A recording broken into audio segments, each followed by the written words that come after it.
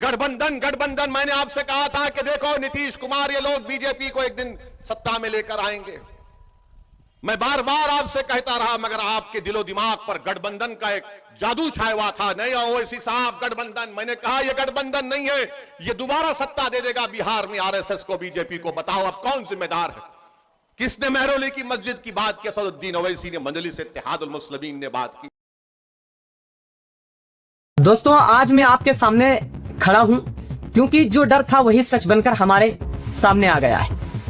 असदुद्दीन ओवैसी बार बार कहते रहे, चीख चीख कर कहते रहे कि नीतीश कुमार एक दिन भारतीय जनता पार्टी के हाथों में सत्ता सौंप देंगे, लेकिन उस वक्त मेरी बातों को मजाक समझा गया, मेरे इरादों पर सवाल उठाए गए, मुझे बदनाम किया गया। और आज वही नीतीश कुमार जिन्हें सेकुलरिज्म का चेहरा बताया जाता था, उन्होंने खुद अपने हाथों से बिहार की सत्ता बीजेपी को सौंप दी है।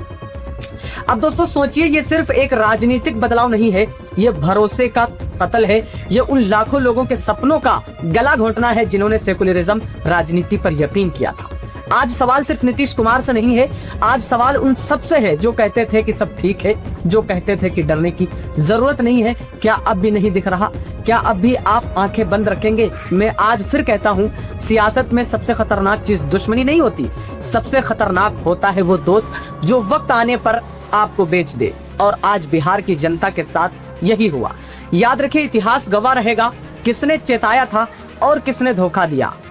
दोस्तों, फैसला आपके हाथ में है, आपको सच के साथ खड़ा होना है या फिर ऐसे ही धोखे खाते रहना है। असदुद्दीन ओवैसी जब भी सेकुलरिज्म की बात करे या गठबंधन की बात करे तो ओवैसी को ओट कटुआ कह दिया जाता था, और ओवैसी इस बात का जिक्र बार बार हर जगह करते रहे कि नीतीश कुमार को सेकुलर समझ रहे हैं, एक दिन ऐसा आएगा कि बीजेपी के हाथ में सत्ता सौंप दी जाएगी। और आज दिन वही देखने को मिला है। दोस्तों आपकी राय क्या है इस मुतालिक, आप जरूर बताना।